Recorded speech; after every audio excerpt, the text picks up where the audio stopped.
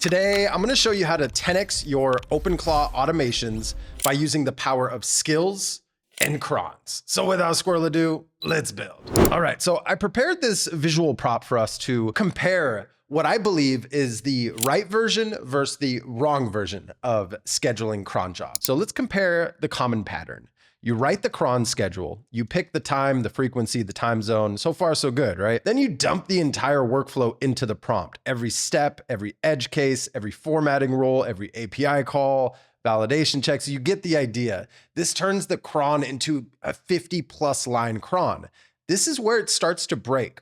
The agent reads the giant prompt, burns tokens on all that prompt text, every single run, the same instructions are reread from scratch every time. And then you need to change the process. Now you have to find every cron that uses this workflow and update them all.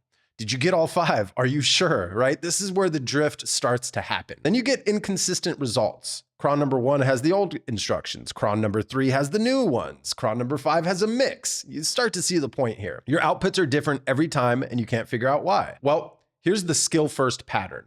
You write the cron schedule, same as before, time, frequency, time zone, model, session type, etc. Then you point to a skill file, read and follow this SKILL.md. Then just add context, project paths, service names, all config-oriented context, right, in the cron.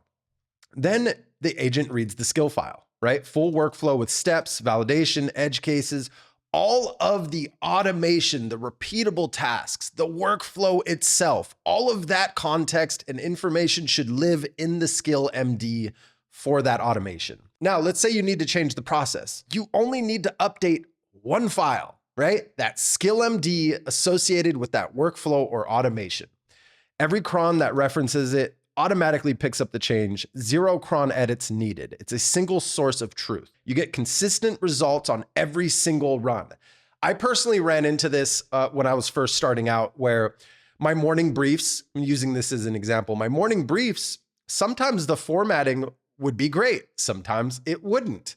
The output was hit or miss. It wasn't always consistent until I created a skill that specifies the voice, the tone, the styling, the formatting, all of those important details that I wanted to be consistent started to become consistent once I took this approach. Let's give a real example here. This is the same automation with 2 different approaches, right? A nightly build that picks a feature, builds it, tests it, and deploys it. This is real. We ran both versions, right? When I first started doing my nightly builds, this is roughly what it looked like. We gave all of the context in the cron itself, right?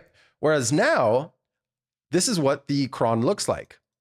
I title it, I tell it to read and follow the skill associated with that cron. This is MuddyOS, for example, MuddyOS nightly build self-improvements. These are all the details that I give in the cron, and it references all of the details in my SKILL.md. Anytime I want to make any changes to the output, guess what I do? I update the skill, not the cron. Unless, of course, I want to change the frequency. Now, what belongs in the cron versus the skill? Well, this is my preferred approach. The cron prompt should be scheduling and context. The schedule, frequency, and time zone, the session type, isolated versus main, the model assignment, the pointer to the skill file, project paths, ports, service names, who to report to. It does not include workflow steps, business logic or rules, and output formatting.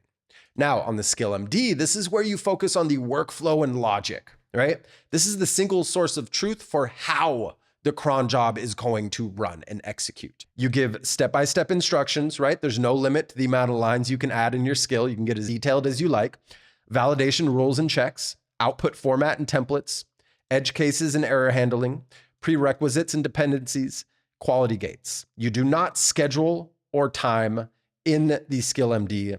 You do not add environment-specific paths here, and you do not select the model here. Why this matters? This is what you're gonna gain with a skill-first pattern. You're gonna have a single source of truth, right? You update the skill once, every cron that references it picks up the change. No more hunting for 5 cron prompts with slightly different instructions. You have consistency across runs, right? The skill file is the contract. The agent reads it fresh every time, no prompt drift, no hallucination, no, the agent interpreted it differently. No, my bad, I did it wrong from your agent, right?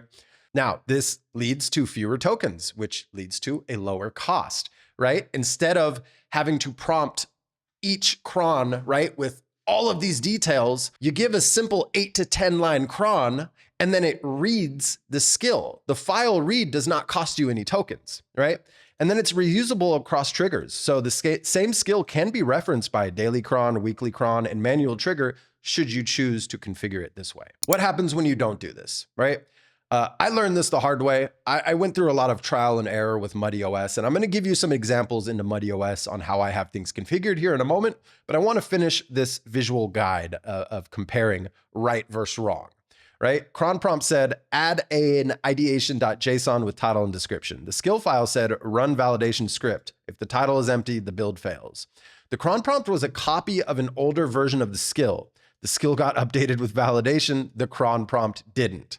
Agent followed the stale prompt, skipped validation, right? And produced garbage entries for 3 days before I even noticed. Now, the fix here is you delete all inline instructions from the cron prompt. You replace it with read and follow this skill. Never happens again. That's my promise to you. It will never happen again. Now, before and after. This is what, when I was first making cron prompts, this is an example of my old morning brief. It had so many lines of rules in the cron prompt itself. And this is what was leading to my inconsistent output. Sometimes it would be perfect, sometimes it wouldn't. This is what my cron looks like after, right? You read and follow the associated skill. You give it enough context with scheduling, any critical information, config issues, right? Or config related information, as well as the output channels for like Telegram, for example. And then data, right? Data paths. And look at this. Skill has all 15 steps, HTML template, right? It never fails. I was running into this with creating blog posts for each of my long form videos. The output was inconsistent when I relied on the cron to define the automation and the output. Whereas when I built out a skill, my output is the same. I don't have to edit it. I don't have to hold its hand anymore. It is awesome. So moving along, I want to give you some copy paste as starter templates. I will put these in the description below, but for those of you who want to screen capture this and take screenshots, I'm going to wait a moment here for you to screenshot the cron prompt template, and you just feed this to your agent. You don't have to do this manually. And then here's a SKILL.md template. Rules to live by, right? The skills first checklist. Max 20 lines in a cron prompt. I personally try to keep it between 5 and 11 lines, but sometimes some of my cron prompts are a little bit more involved, so I need to give it a little bit more context, right? The first line should always read and follow the skill path. No exception. Update the SKILL.md, not the cron. Only touch the cron if the schedule changes.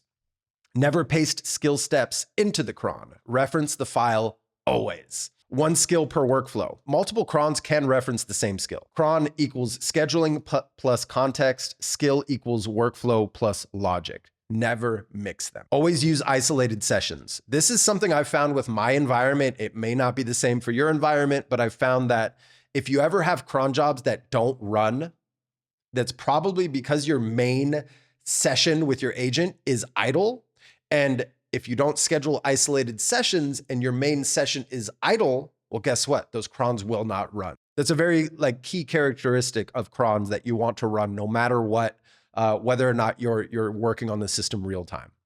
If you change a process, change the skill first. Now, let me give you some examples, right, of some of my automations, right? This is my brain module within MuddyOS. This is where I reference all of my automations, AKA cron jobs.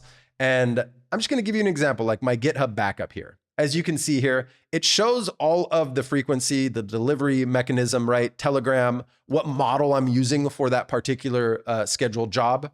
And look at the prompt, read and follow, skills, backup, SKILL.md. That's the format. That's the format. Listen, this isn't a video to show off MuddyOS. I will show you though, how many skills I have. And let me zoom out a little bit so you can see. So I currently have 52 active skills. Some of them are unassigned because they're called by Muddy. But as you start to see here, every single workflow and automation that I have, not only for myself, but for my multi-agent team, I have them following their own skills, their own workflows to make sure that their outputs are exactly what I want, right? The exact output that I want to see. I had to work on each individual skill, right, over time. Now, one little trick that you can do is maybe you don't follow this out the gate with your setup. Maybe the best move for you is just schedule crons as is, right? Schedule crons the wrong way, feed it as much context as possible. And then after a week or two of use, you're going to start to notice these inconsistent outputs. Then you do let's call it, I do this on Infra Saturdays where my focus is on improving the system. So you can schedule a day after a week or two of use, right?